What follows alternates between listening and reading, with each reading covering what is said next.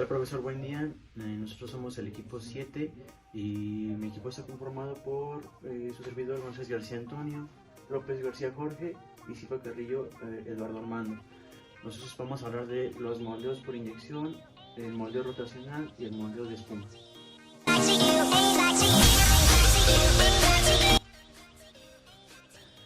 Para iniciar hablaremos sobre el moldeo por inyección. El moldeo por inyección a grandes rasgos es cuando el material se calienta y se inyecta presión en un molde, después este material se solidifica y aquí está nuestra pieza. Los materiales más utilizados son el polipropileno, el polietileno y el poliestireno. En la industria automotriz este moldeo por inyección es muy usado, ya que las características que este moldeo nos dan sirven demasiado para este tipo de piezas. El ABS sirve por su gran resistencia al impacto, el PVC por su buena resistencia a la intemperie y el polipropileno para las piezas no críticas. Algunos ejemplos en el industria automotriz podemos ver que sirve para los parachoques, los paneles interiores de la carrocería y las empujaderas. Este proceso de moldeo por inyección, aquí podemos ver cómo es un diagrama que más adelante lo voy a explicar paso por paso, pero pues simplemente inician con los calentadores donde se mete es la tolva de alimentación donde metemos el material. Pero primero, antes de esto necesitamos tener un molde, ya que la creación del molde es el resultado que vamos a tener al final una vez inyectado el material. Los moldes regularmente se hacen de metales y estos se utilizan usando diseños CAD o el proceso CNC. También tenemos tipos de moldes. Tenemos el molde de una sola cavidad, que ese es el más básico y pues hace que en su aplicación pues tenga bajo presupuesto, ya que este solo nos va a dar una sola pieza por cada ciclo de inyección. El siguiente es un molde por múltiples cavidades, ya que como su nombre lo dice, pues este nos puede sacar varias piezas desde un mismo molde. Este es para hacer procesos a grandes cantidades de material. No, a grandes cantidades de material no, sino a mayor tonelaje de piezas. El siguiente es el molde por inyección 2K, que lo que nos permite es inyectar, aquí ya nos inyecta, podemos inyectar diferentes pues moldes personalizados, ya que aquí utiliza ya procesos químicos en los que reúne material para ayudar pues a que tenga un poquito más de estética, ya que podemos pintar diferentes materiales en el mismo molde. El segundo paso para la inyección es la preparación del material. Esto implica que tenemos que escoger un buen material, ya sea para qué lo vamos a necesitar, como en un inicio lo decía, pues tenemos el ABS, que tiene gran resistencia al impacto. Entonces pues aquí hacemos un estudio para ver qué es lo que queremos al final y por eso seleccionamos la preparación del material. Una vez escogido el material, se mete a la cavidad donde el material es preparado y lo inyecta, ya que aquí tenemos dos placas, la que es la unidad de inyección y la unidad de cierre. Aquí mientras el molde cierra también se inyecta presión para que todo el material roce por llegue a todas las partes de nuestro molde. El siguiente es el envasado. Una vez inyectado el material, como ya lo había mencionado, se inyecta a alta presión para garantizar que el material llene por completo el molde. El siguiente es el enfriamiento, ya que aquí tenemos un sistema de enfriamiento por agua que rodea todas las paredes del molde, ayudando a que se enfríe más rápido y tengamos un proceso más agilizado para seguir haciendo más piezas.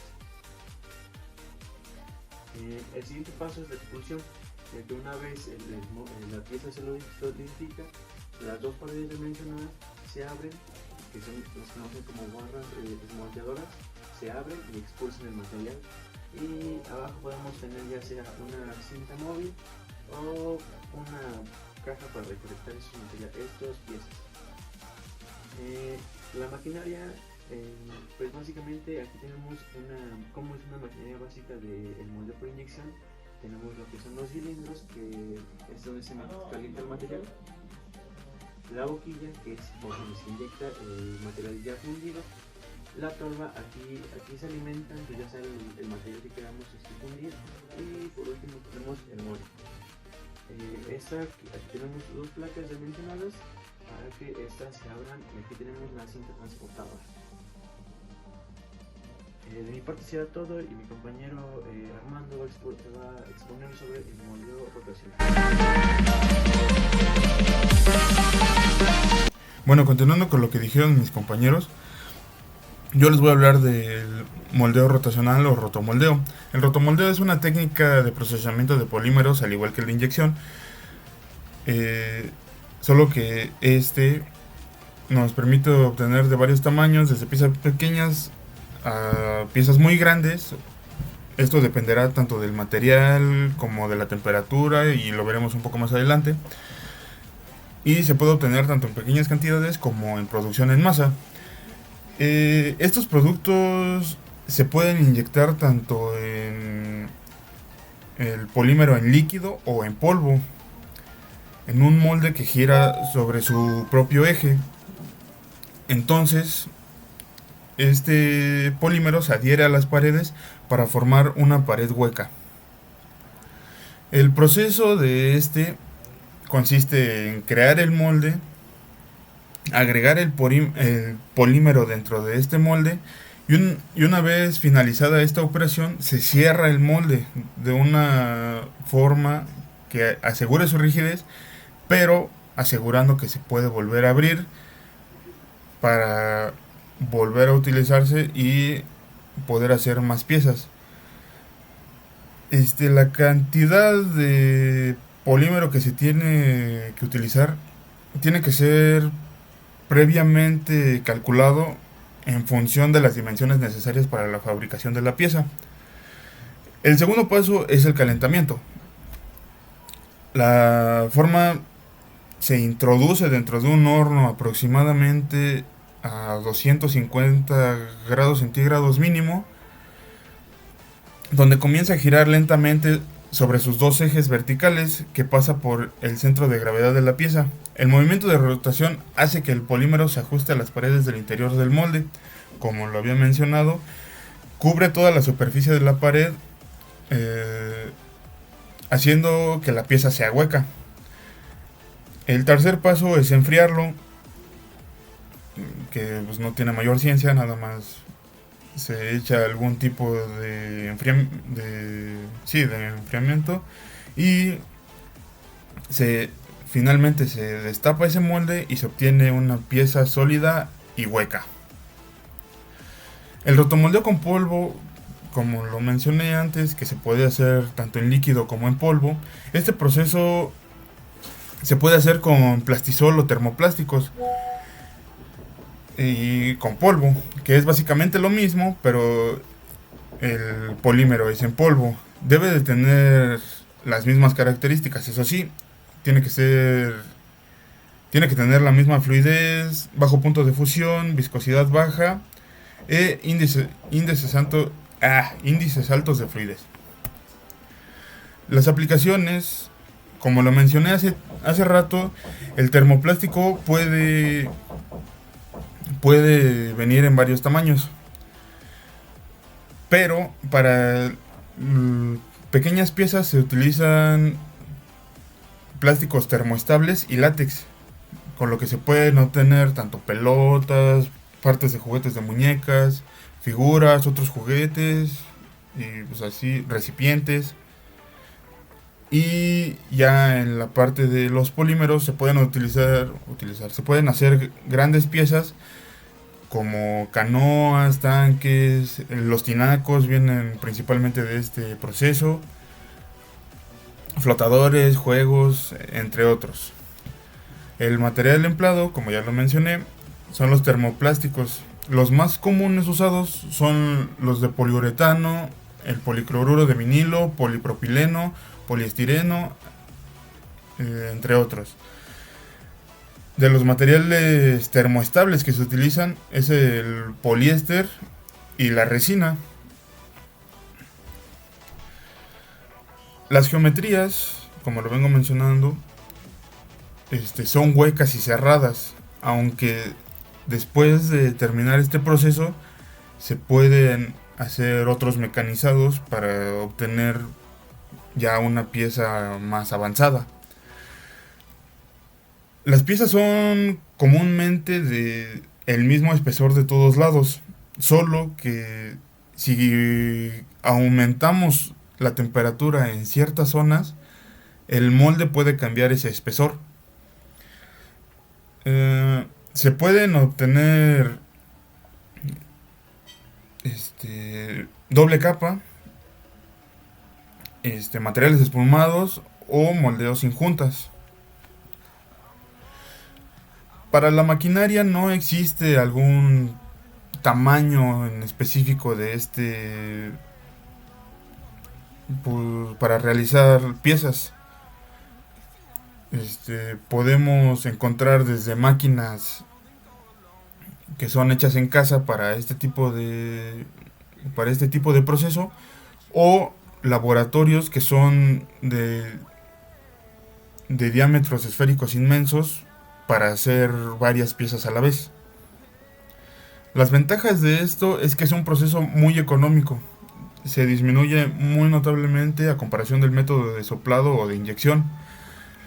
Es un proceso versátil porque puedes hacer diferentes piezas, ya sea chicas o grandes. Puede bajar el costo de producción.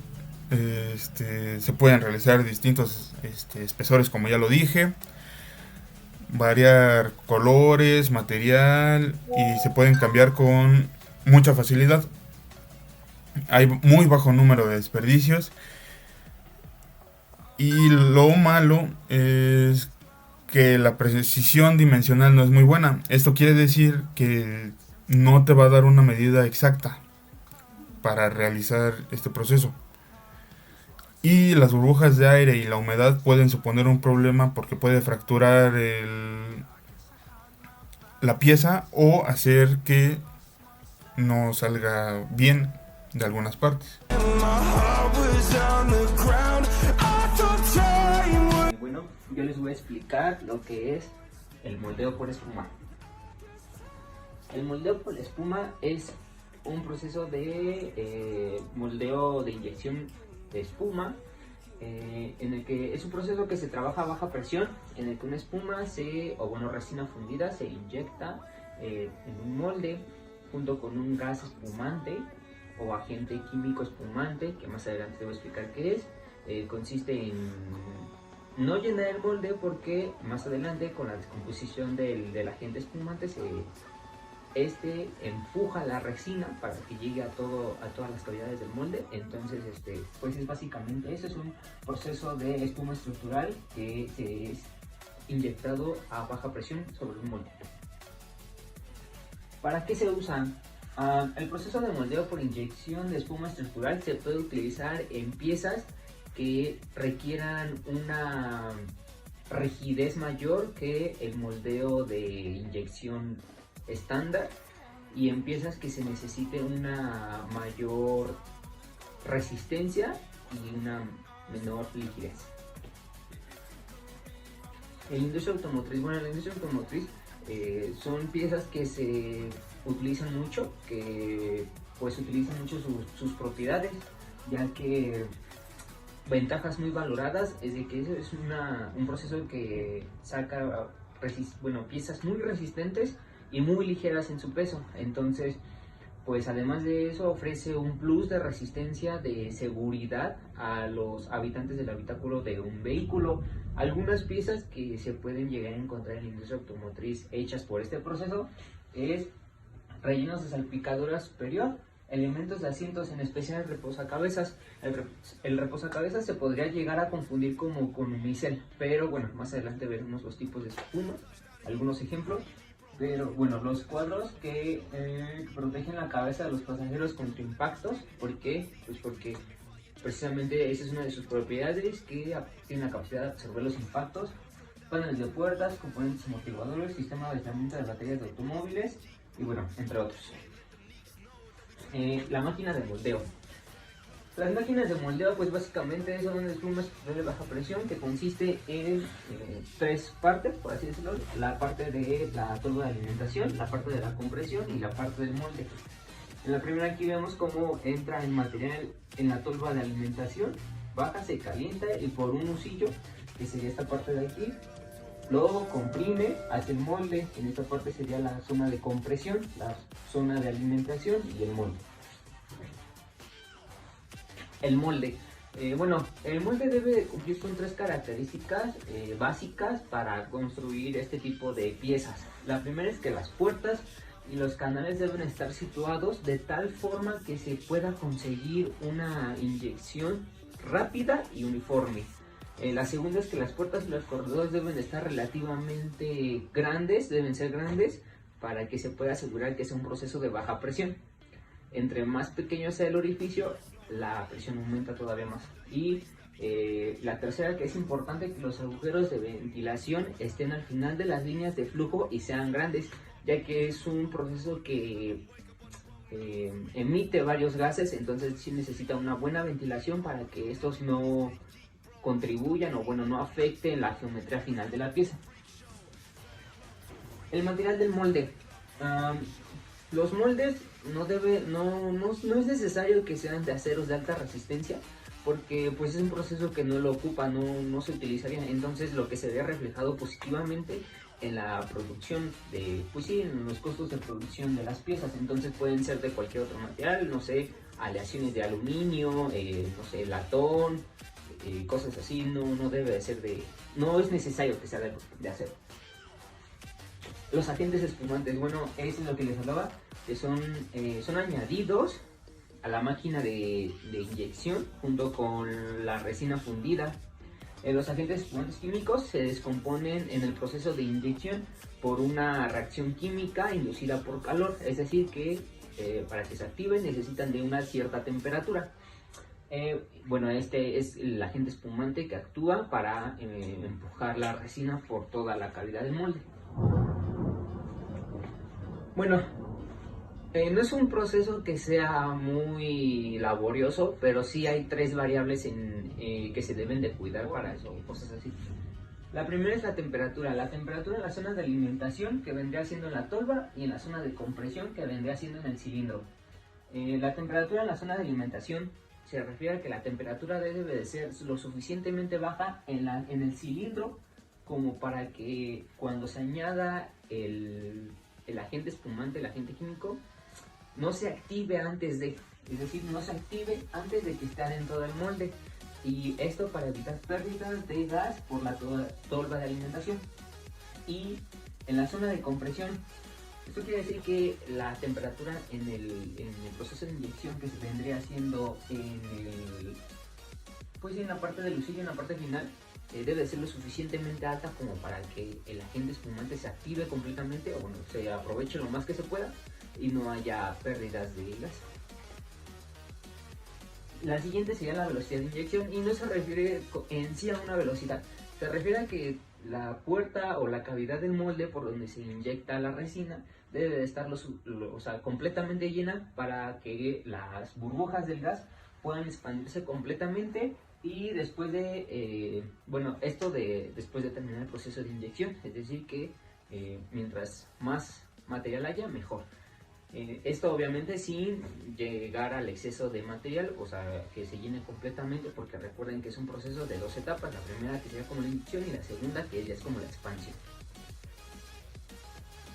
Y por último, la presión de inyección es un proceso de baja inyección, de baja presión, perdón, pero se debe de cuidar la presión, puesto que se debe de hacer de manera uniforme, es decir, la presión de inyección debe ser lo suficientemente alta como para garantizar una alta tasa de procesamiento. Esto quiere decir que En ocasiones se llegan a usar acumuladores de presión para que pues, precisamente la presión no disminuya, no aguante, no disminuya